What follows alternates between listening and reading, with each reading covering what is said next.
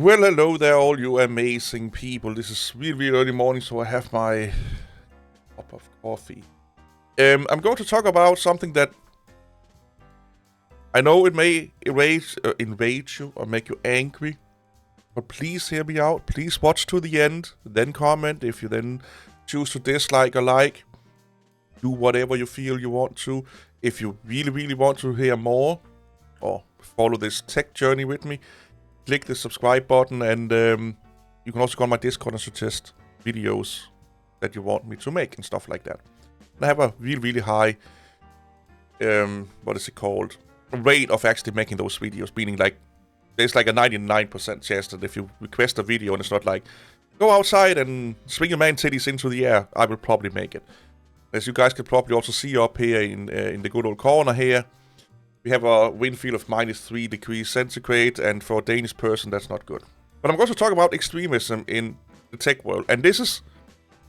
I'm going to mention some areas, but don't necessarily think that these are the only one. These are just like the most outrageous areas where we see a lot of extremism. And when I mean extremism, I mean massively overly,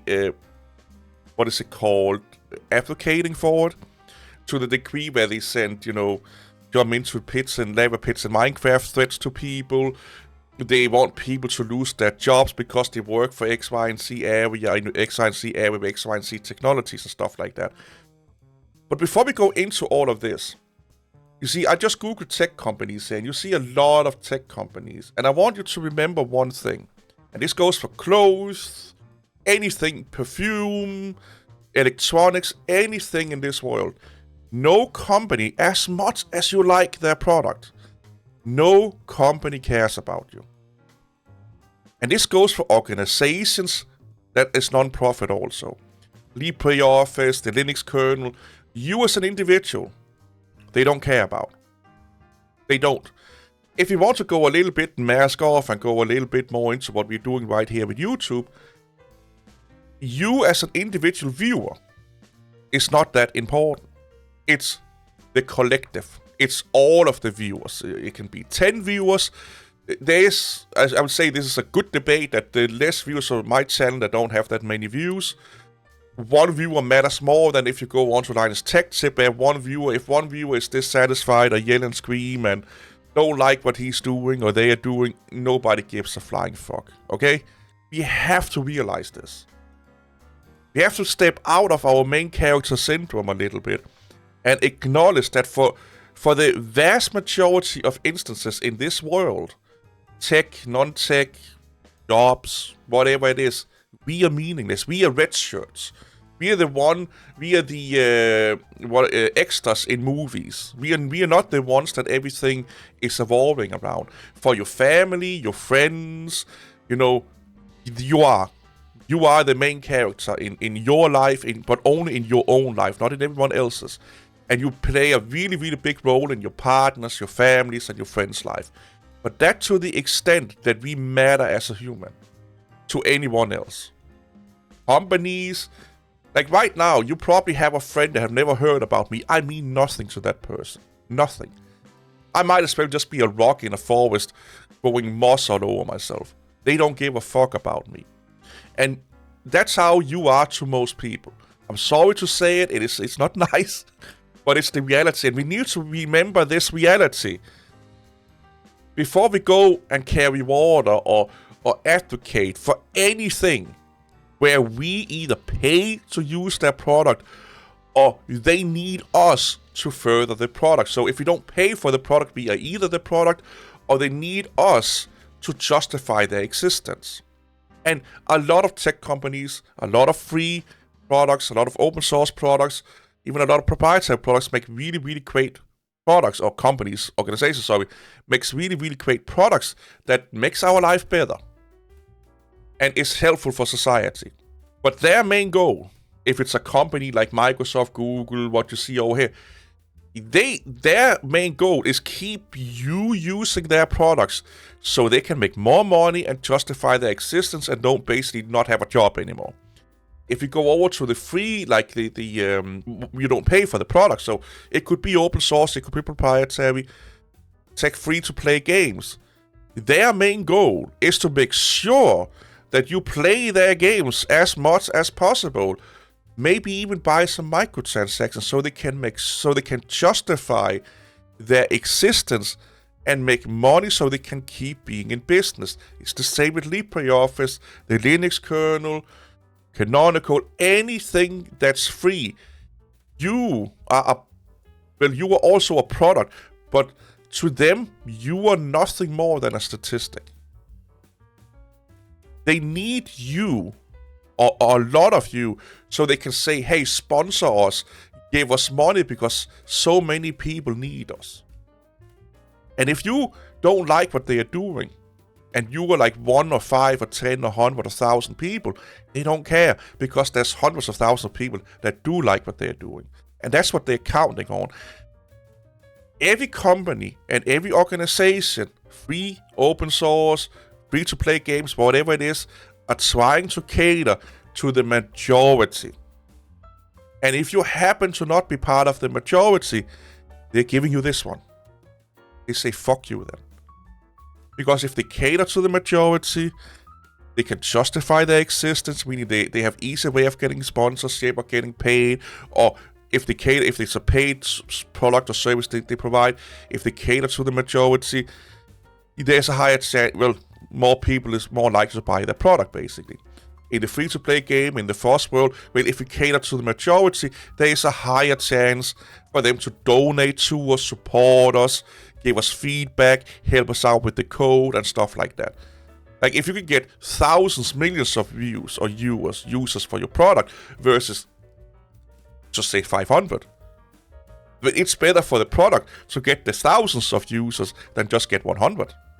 So that's why you see a lot of open source, that it's something that's going on a lot right now lately in the open source world where it's getting too commercialized, it's getting too noob-friendly and stuff like that. Yeah, that's because they don't care about you. They want as many users as possible in hope that those users are going to donate or even help out with the code. So if you have, again, repeating myself here, if you have hundreds of thousands of users versus 2,000 users, the more users, the higher chance there is of getting donations so they can pay for the infrastructure, pay for development time. There's also a higher chance that the community is going to help out. So if you're one of those few that don't like the direction that something is going in, it don't matter if you are not the majority. Sometimes the majority don't like where a product organization or whatever it is going in, and then they change. Because, oh shit, most of our people don't like what we're doing. We better steer the ship so we cater to the majority. And World of Warcraft is a really good example of this. There's a lot of hardcore people that don't play World of Warcraft anymore because World of Warcraft used to be a really hard game. Now we have a one-button rotation that actually beat 70% of the player in DPS ranking, by the way. Because it's catering more and more and more and more and more to the casual player. Because more and more WoW players are casual players nowadays. So when you're starting to carry a lot of water of becoming basically an extremist because you want to defend these companies or these organizations. If you hear foundation, organization, there's a high chance that they are non-profit.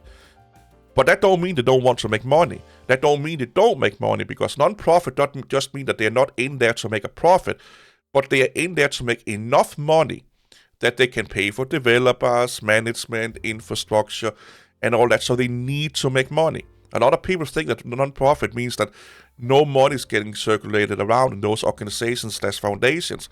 They are functioning in the exact same way as a for-profit company. They are just not in it to make profit. And if they do make profit, a lot of times they donate or give that away to either the community or charities and stuff like that. But a non-profit and a for-profit company works exactly the same. Besides, one keeps the profit for the most part, one may keep some of it, but they tend to not do that. And their goal is not to accumulate profit as a for-profit is. That's the only difference. They will still have a CEO that, take a salary of hundreds of thousands of euros or hundreds of thousands of dollars per year. They still have developers that, 6-figure fucking salaries also, that they have to pay.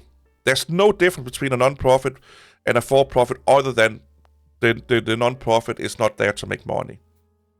Meaning they're not there to accumulate more money and wealth. But they need money to survive.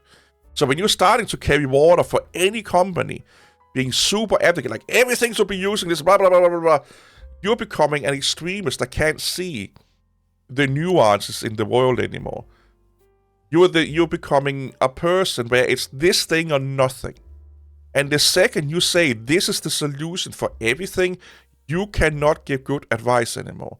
You have lost the broader scope of what's going on. No religion is one religion to rule everything. One political party is not the one party to rule everything. One coding language is not the only coding language to do everything in. Not one OS is the one OS and only OS to do everything in. That is a fallacy thought pattern. It won't work. It can never work. Because if you have one thing to rule all, it will foster dictatorship, limitlessness, anti-competitiveness, and blah, blah, blah. It will. History has shown that as long as there is a history to record. When something becomes the only thing, it ends up being bad for you and me. Well, for you and me, not me. I'm not you. It always ends up being bad. Competition is the best thing ever. If you care about evolving technology or anything, you want as many competitors as possible. A lot of people think that I don't like Linux. I love Linux, and I want Linux to succeed because it makes better Microsoft products, it makes better Apple products, and it makes better Linux products. If Linux was the number one, they don't need to innovate. Look at Microsoft, look at Apple, they rarely innovate anymore. Even Linux has stopped innovating so much. We need more competition. And you may say, like, what are you on? Like, why am I driving this in so much? Because we have a lot of extremism in technology.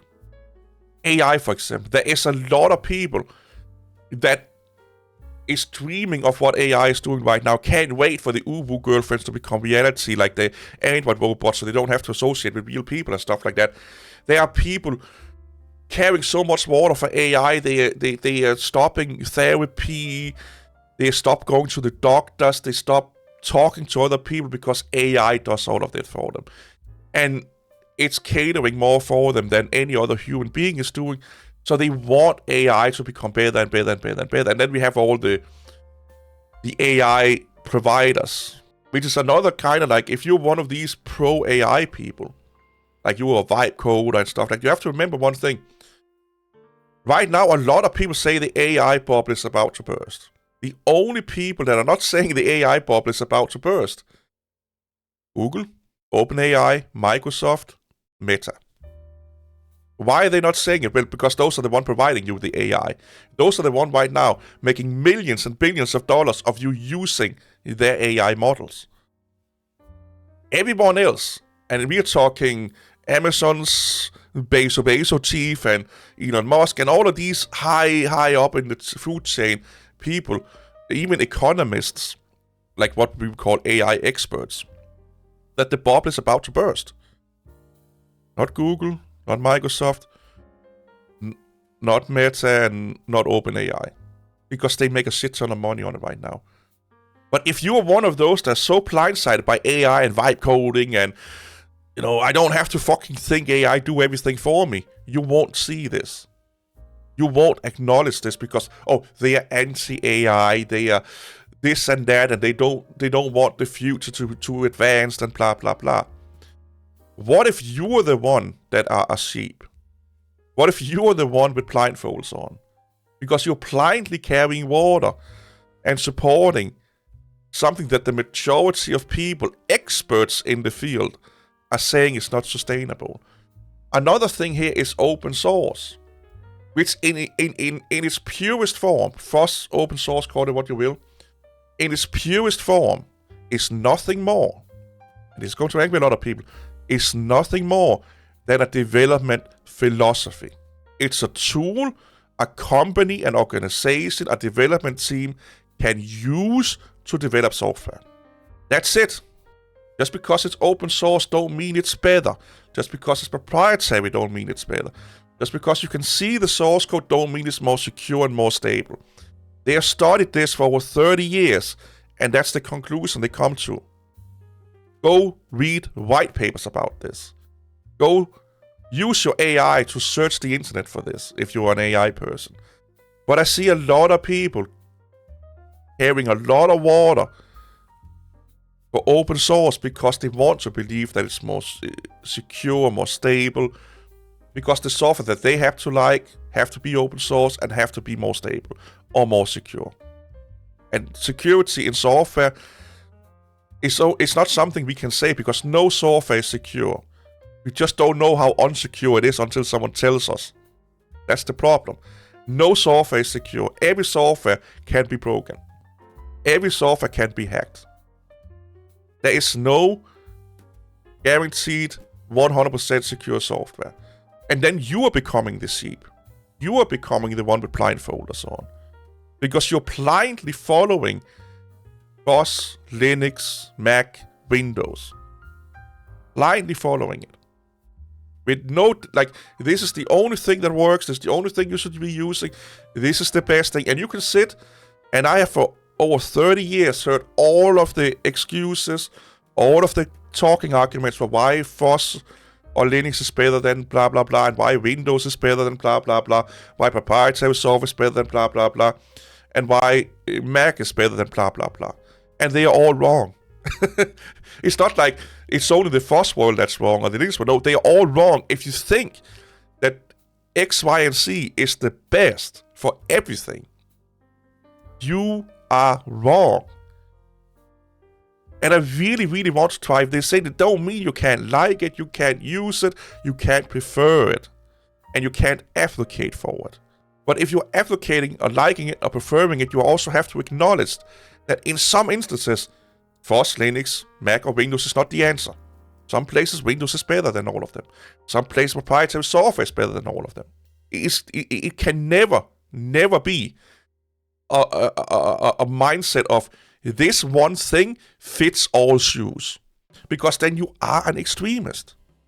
You are blinded. You are the sheep. And another one, like the programming language, I'm just picking on Rust because I love angering the Rust people. But it's like the coding language, like open source Linux and coding languages are like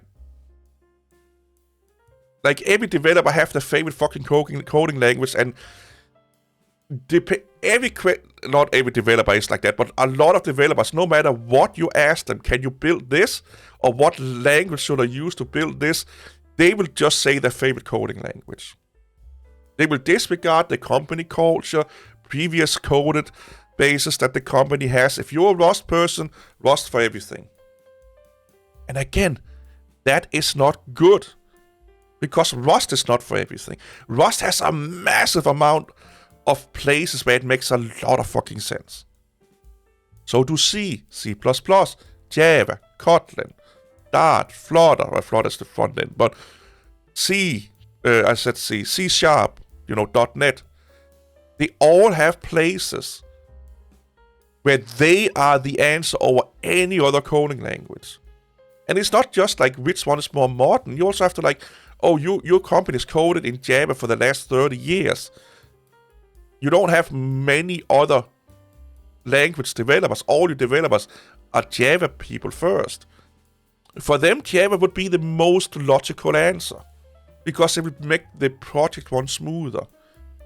Everyone can be on board faster.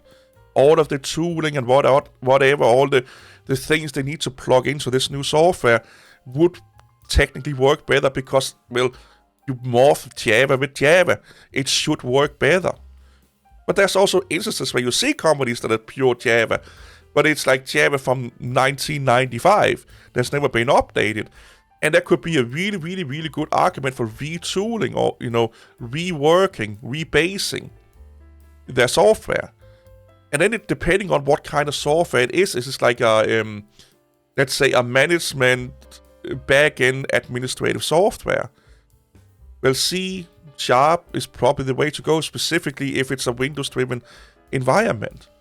If it's low-level, speed, security, memory management is absolute most important, Rust, C++, C, You can't just say, I need to make a calculator, Rust. I need to make a business application, Rust. I need to make an OS, Rust. I need to make an Android app, Rust. I need to make an iOS app, Rust. If that's how you think, you are the sheep. You are the one that's blindfolded. You are the extremist. Anyway, little weird video. Hope you all are good. See you later. Bye-bye.